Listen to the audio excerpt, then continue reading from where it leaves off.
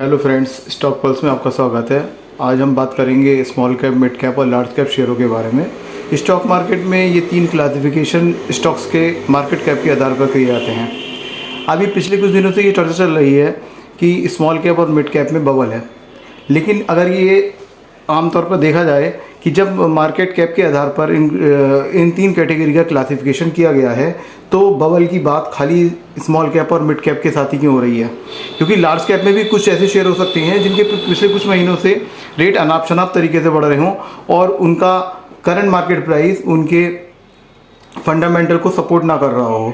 तो इस स्थिति में वो शेयर जो लार्ज कैप में है उसमें भी बबल की स्थिति बनी हुई है। इस प्रकार से देखा जाए तो बबल ये कहना कि खाली स्मॉल कैप और मिड कैप में है, ये थोड़ा गलत होगा। बबल तीनों कैटेगरी में हो सकता है। यहाँ पर हमें एक बात को और डिस्कस करने की आवश्यकता है, वो है रिस्क फैक्टर। सभी एक्सपर्ट्स का अगर ये हम व्यू देखें तो सभी लोग ये मानते हैं कि स्मॉल कैप और मिड कैप में रिस्क ज़्यादा होता है। इसे भी हम एक इस तरीके से समझ सकते हैं कि सपोज़ करिए एक मिड कैप का शेयर है जिसका रेट पिछले कुछ महीनों से इस तरीके से बढ़ा है कि वो अपने फंडामेंटल को सपोर्ट नहीं कर रहा है। रेट बढ़ने की वजह से वो अपने मार्केट कैप के थ्रू या मार्केट कैप बढ़ने की वजह से वो शेयर लार्ज कैप की कैटेगरी में आ गया है। तो ऐसा तो नहीं है कि वो लार्ज कैप की कैटेगरी में आने की वजह से उसमें रिस्क कम हो गया हो। रिस्क तो फिर भी है उसके अंदर, चाहे वो लार्ज कैप का शेयर हो। जब उसके रेट उसके करंट फंडामेंटल को सपोर्ट नहीं कर रहे तो जाहिर सी बात है उसमें बबल है।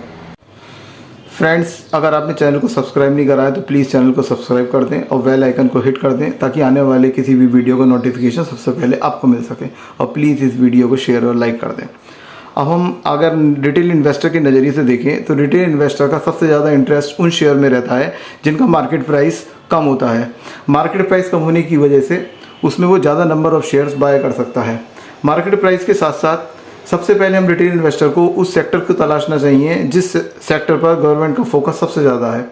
उस सेक्टर को सर्च करने के बाद हमें उस सेक्टर के उन शेयर्स को आइडेंटिफाई करना चाहिए जो फंडामेंटली स्ट्रॉन्ग है, जिनका ROE डबल डिजिट में है, जिनका पी रेशियो उनकी इंडस्ट्री पी से कम चल रहा है, जिनका EPS लगातार बढ़ रहा है, जिनके रेवेन्यू और प्रॉफिट में बराबर ग्रोथ हो रही है, साथ ही उनके पास एक स्ट्रॉन्ग ऑर्डर बुक है, उनके पास भविष्य का काफ़ी बिजनेस है, उनको अपने भविष्य के विज़न के बारे में कोई डाउट नहीं है। इन सब बातों को हाँ इसमें एक बात और भी है कि ये फंडामेंटली स्ट्रॉन्ग शेयर किसी भी क्लासिफिकेशन में किसी भी कैटेगरी में हो सकते हैं, चाहे वो स्मॉल कैप हो, चाहे वो मिड कैप हो, चाहे लार्ज कैप हो। इस बात को हम एक एग्जाम्पल से समझ सकते हैं। हम सबसे पहले स्मॉल कैप के एक ऐसे शेयर को सर्च करते हैं जो गवर्नमेंट फोकस वाले सेक्टर का हो और जिसका फंडामेंटल स्ट्रॉन्ग हो। गवर्नमेंट फोकस वाले सेक्टर को अगर हम देखें तो इस समय गवर्नमेंट का फोकस सबसे ज़्यादा रेलवे, पावर, सेमीकंडक्टर आदि सेक्टर में है। हम इसमें रेलवे सेक्टर को लेते हैं और रेलवे सेक्टर के सभी स्टॉक्स को सर्च करने के बाद अगर हम इसमें स्मॉल कैप का एक शेयर निकालें जो फंडामेंटली स्ट्रॉन्ग है तो उसमें हमें एक इरकॉन इंटरनेशनल का शेयर अच्छा नज़र आ रहा है जिसका मार्केट कैप करीब 20,000 करोड़ रुपए है और मार्केट प्राइस करीब 220 रुपये के आसपास चल रहा है।